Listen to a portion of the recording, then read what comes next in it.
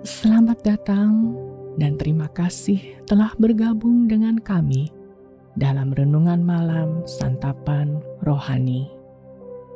Malam ini kita akan merenungkan tentang pengampunan Yesus yang tampak di salib.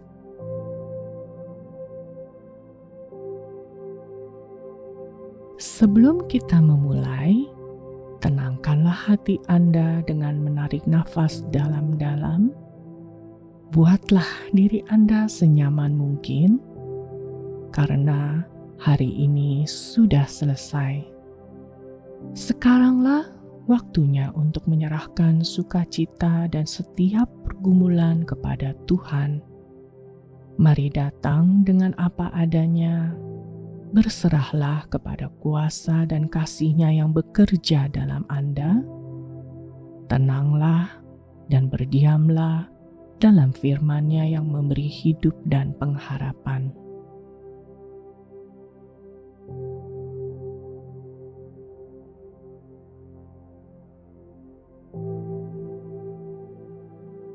Bapa, terima kasih atas pengampunan yang Engkau berikan dalam Yesus Kristus.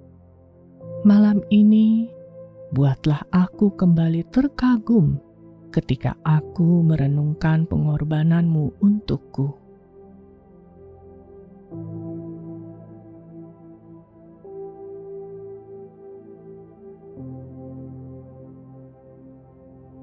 Lukas 23 ayat 33 sampai 34 berkata, ketika mereka sampai di tempat yang bernama Tengkorak, mereka menyalibkan Yesus di situ, dan juga kedua orang penjahat itu, yang seorang di sebelah kanannya dan yang lain di sebelah kirinya. Yesus berkata, "Ya Bapa, ampunilah mereka, sebab mereka tidak tahu apa yang mereka perbuat." Dan mereka membuang undi untuk membagi pakaiannya.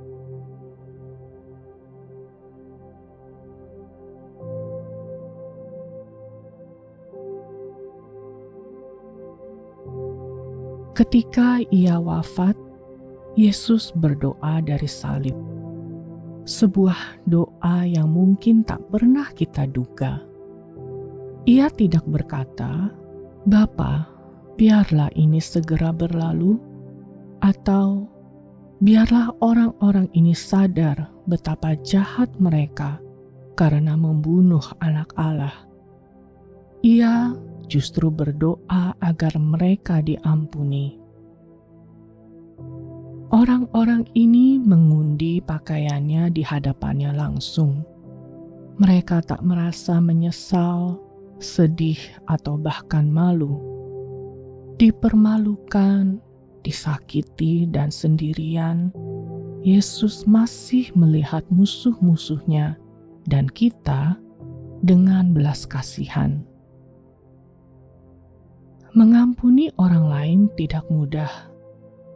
Namun, karena wafatnya Yesus di salib, pengampunan menjadi mungkin.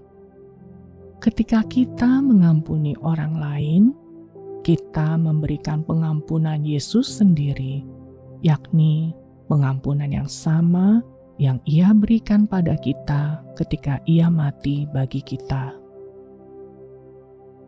Pengampunan datang dari hati Bapa. Jadi, marilah kita mendekat padanya, bahkan di masa-masa paling menyakitkan sekalipun, sama seperti Yesus, sehingga kita mendapat kasih dan karunia-Nya yang tak terbatas.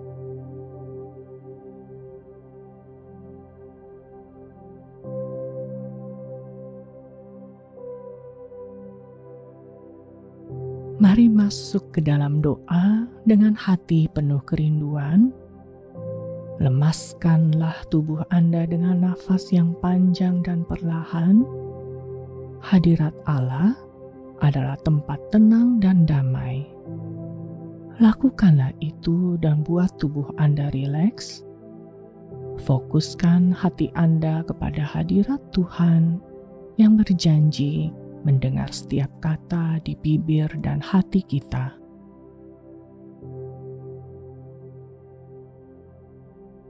Mari berdoa. Tuhan Yesus, betapa luar biasa bahwa Engkau memberikan hidup-Mu untukku. Engkau tak perlu mati di kayu salib, namun demikianlah yang Engkau perbuat sehingga dosa-dosaku diampuni.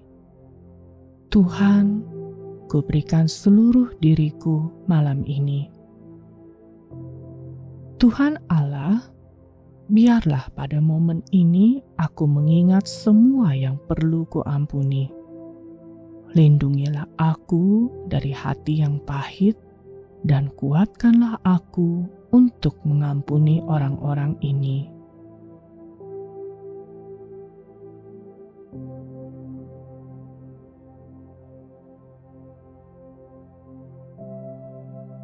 Kolose 3 ayat 12-14 berkata, "Karena itu, sebagai orang-orang pilihan Allah yang dikuduskan dan dikasihinya, kenakanlah belas kasihan, kemurahan, kerendahan hati, kelemah lembutan, dan kesabaran.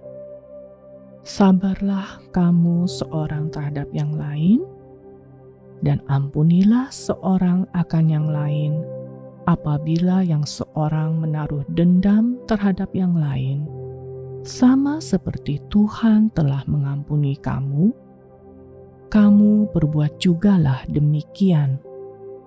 Dan di atas semuanya itu, kenakanlah kasih sebagai pengikat yang mempersatukan dan menyempurnakan."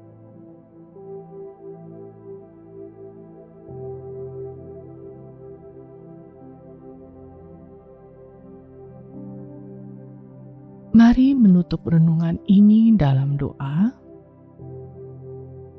Bapa Surgawi, Engkau memanggilku untuk hidup dengan kasih dan pengampunan Yesus. Aku tak mampu melakukannya sendiri. Namun, ketika ku renungkan harga yang Yesus bayarkan untuk menyelamatkanku, bagaimana aku dapat menolak mengampuni orang lain? Biarlah esok hari aku penuh kasih karunia dan belas kasih. Hanya dalam nama Tuhan Yesus aku berdoa. Amin.